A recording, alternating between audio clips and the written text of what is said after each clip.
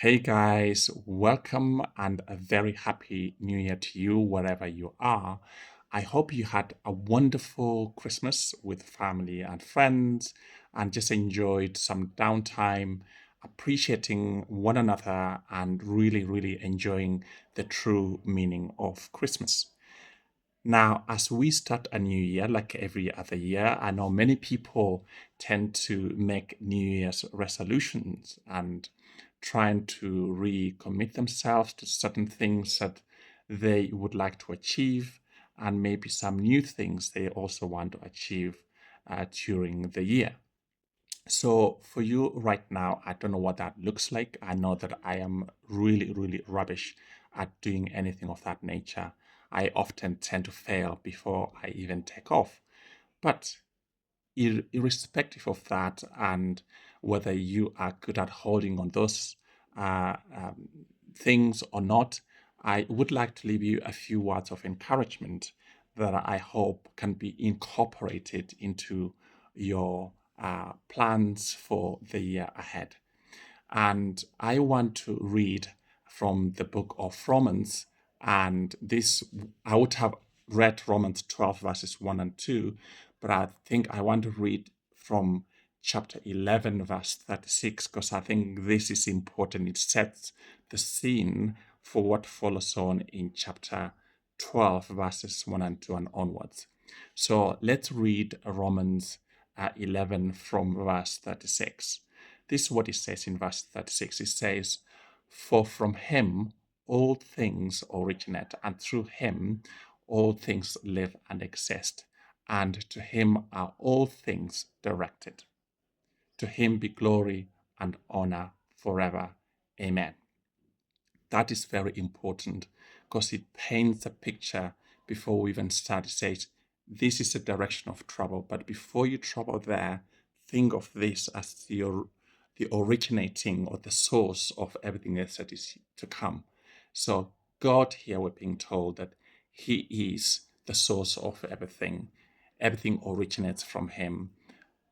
Life exists because of him, because he makes it all possible, and things are directed by him. So as we move into 12, it says, therefore, because of what we've just read, what we just heard, therefore, I urge you, brothers and sisters, by the mercies of God, it's only through his mercy that we can, and it goes on, to present your bodies, dedicating all of yourselves and setting yourselves apart as a living sacrifice that is holy and well pleasing to God, which is your rational, logical, and intelligent act of worship. And it continues, do not be conformed to this world any longer with its superficial values and customs and traditions. The words can go on and on.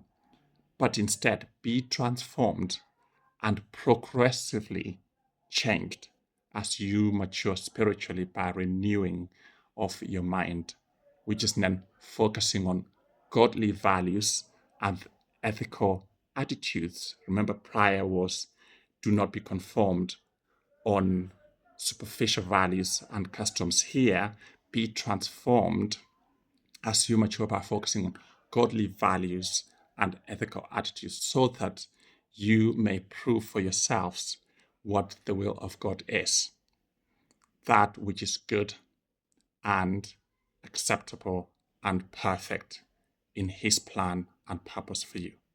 So here we're seeing this very important message. First of all, that God is the source of everything.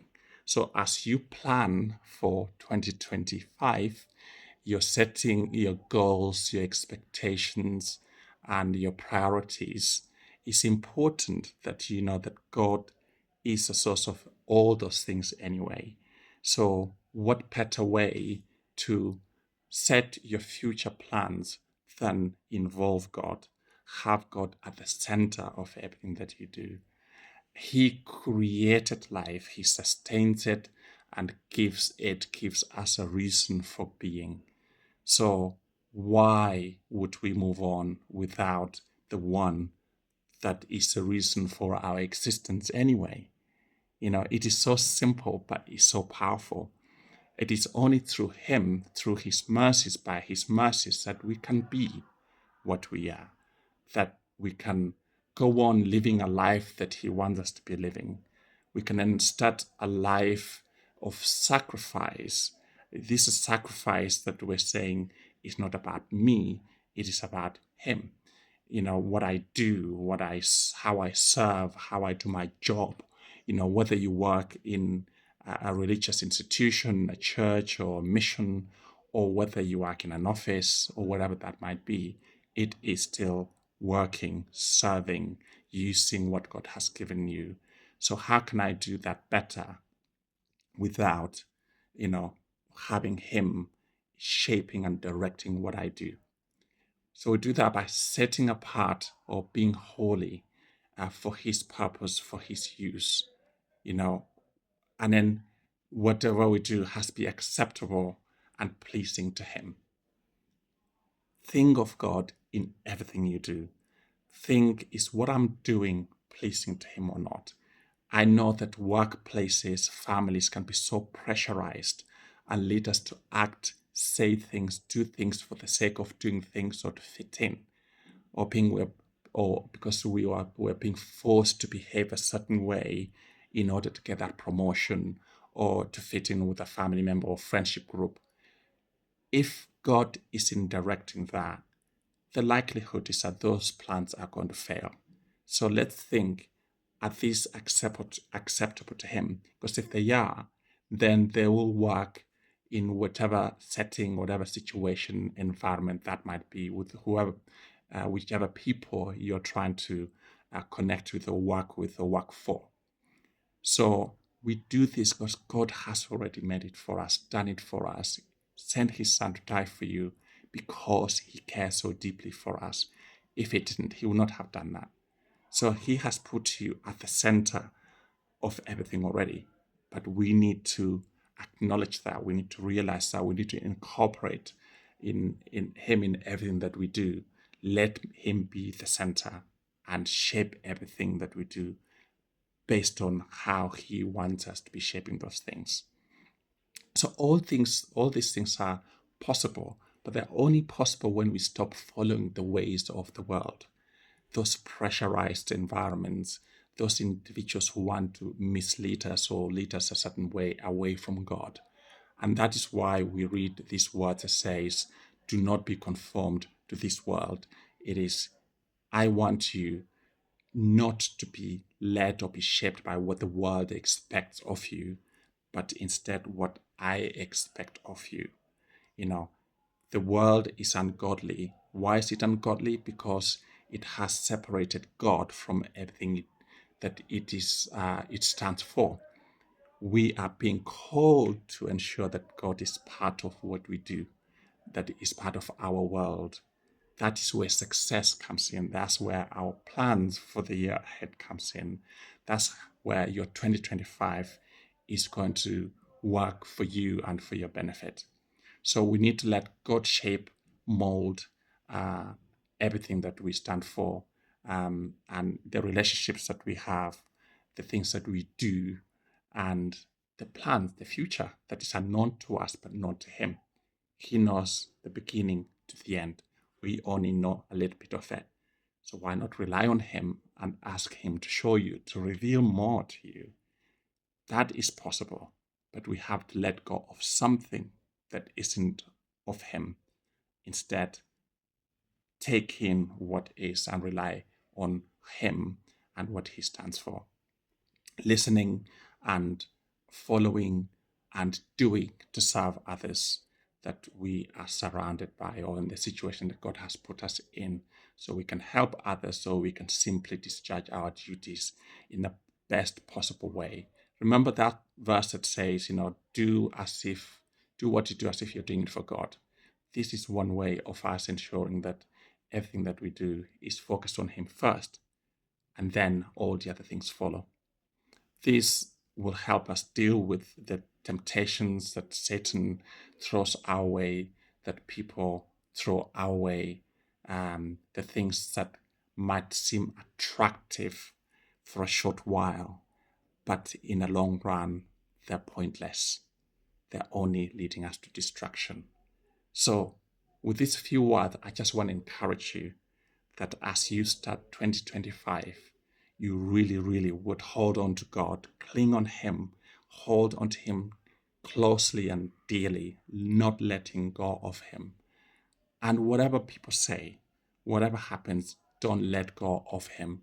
Have your roots so deeply rooted in Him, those foundations so firmly put in place, structured, so that it doesn't matter what waves come our way, what wind comes our way, we will remain firmly grounded and keep on growing spiritually, mentally, physically, whatever that might be, because He allows us and helps us, enables us to be able to do that. So read this Romans and maybe read it in a different way. Read from chapter 11, verse 36 to chapter 12, verses 1 and 2, and then read it backwards. And then you will see that because of this, this becomes possible. Because of this, this becomes possible. Because of this becomes possible. When you break it down, it's so logically arranged and structured. So see how that might work, because He is about everything. We can then, because of His mercies, be able to present our bodies as a living sacrifice that is holy and acceptable. And then do not be conformed to the ways of this world that are absent of God, but be transformed progressively. It's not a one-off transformation, but an ongoing process that we're constantly being transformed. Because of that, we haven't made it there yet. We are on a journey.